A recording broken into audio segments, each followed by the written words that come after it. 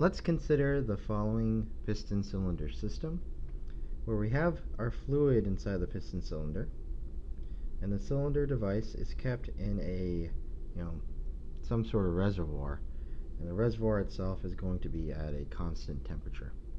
And because the reservoir is at a constant temperature, it's going to keep the fluid at a constant temperature as well. And in the piston cylinder device, there's some force coming down onto the fluid. And so with this system, let's consider the following experiment. So we're going to do an experiment with this system. Right? And so with this system, we're going to control the force that acts on the fluid. And so as we know from a force balance, this force acting on the fluid is going to be directly related to the pressure of the fluid. Right? So that comes from a force balance. This is a closed system, so the number of moles of the fluid is going to be kept constant. And because the piston cylinder device is in this reservoir, it's also going to keep the temperature of the system constant. And whenever we do some sort of experiment at a constant temperature, we refer to this as an isotherm. So we're going to use that term from now on. Okay, so we're going to control the force on the fluid, or control the pressure, and we're going to keep temperature constant. And what we're going to measure is the volume of the system. So measure V. So we measure V, and then what we're going to plot is going to be pressure versus volume over moles, which we know is the molar volume. Okay. Alright, so that's the experiment we're going to run. And so after we measure the molar volume data and then plot it, here's what the data are going to look like.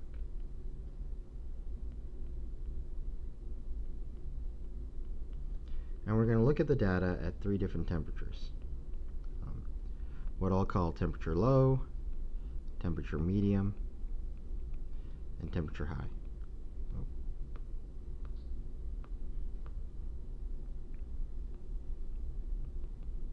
Okay? Alright. Alright, and so here's what the plot of the data are going to look like. And it's interesting. So our independent variable is going to be pressure, and our dependent variable is molar volume. But we're going to kind of plot it backwards, right?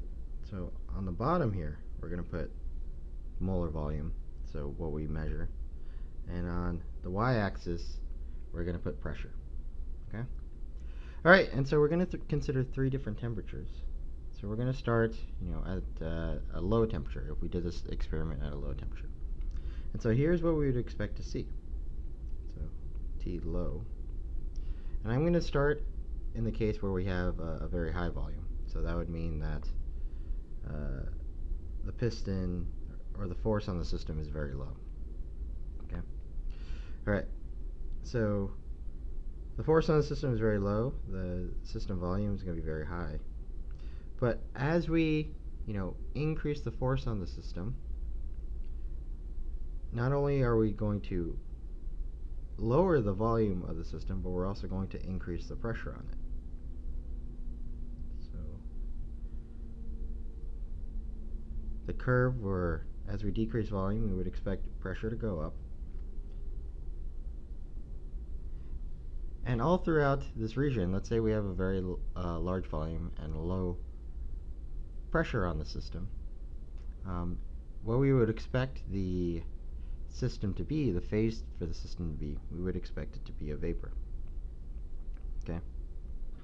Alright, and so we have this vapor, and we're applying a force on it, and we keep increasing the force and decreasing the volume until we get to a certain volume value. And then as we try to increase the pressure, what we see happen is that there's going to be, as we kind of increase the pressure, we see that the system the volume starts or stops decreasing for a while, but instead we see that as we increase the pressure, the vapor starts to condense into a liquid. Okay? And so as we increase the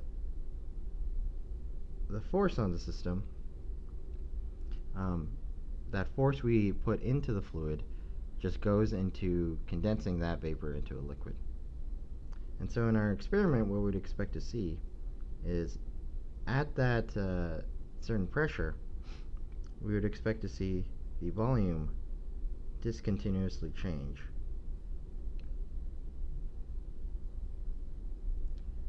While we were stuck at a certain pressure. Okay? And so the reason for that is because when we start at the volume initially here,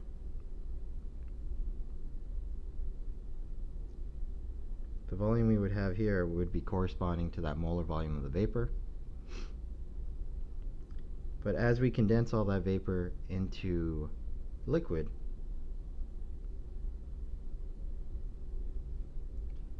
we would then jump to the molar volume of the liquid phase.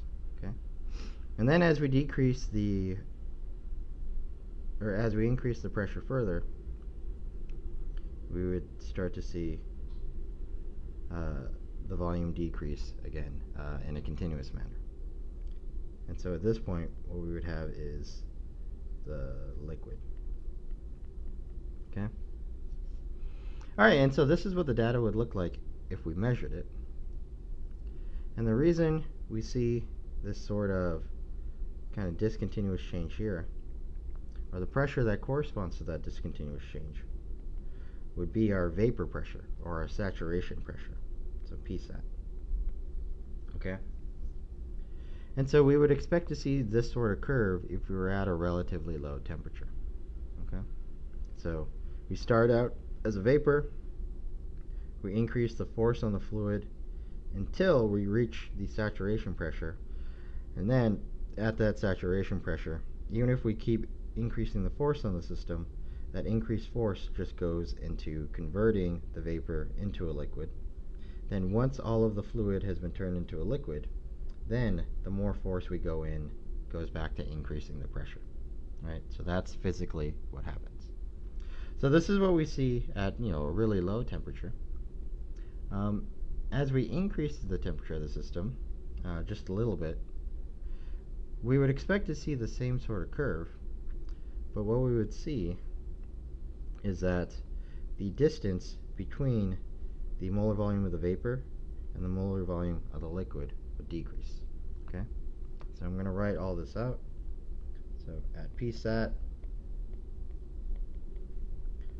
force applied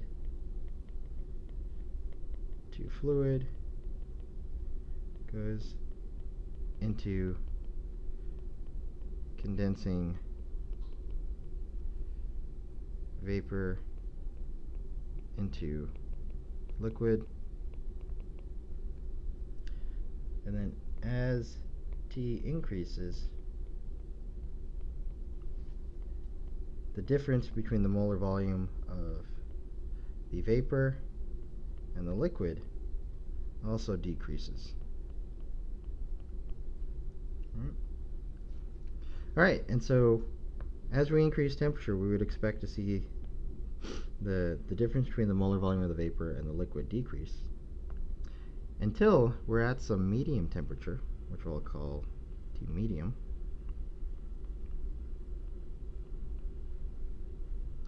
And at T medium, we would expect the curve to look like this.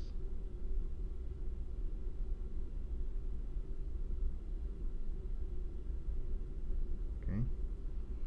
Where, at this medium temperature, we don't really see this discontinuous step change anymore, but rather,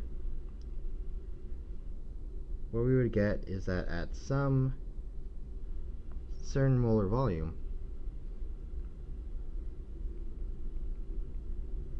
we would see an inflection point.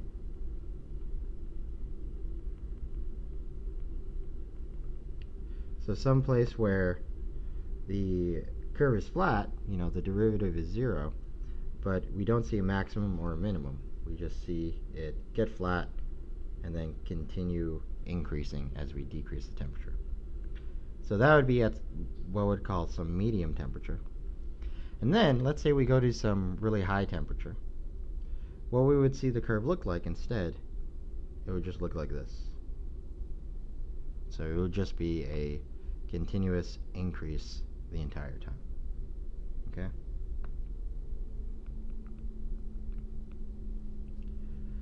Alright, and so all these different types of curves, or all these different temperatures that I'm referring to, have specific names. Okay?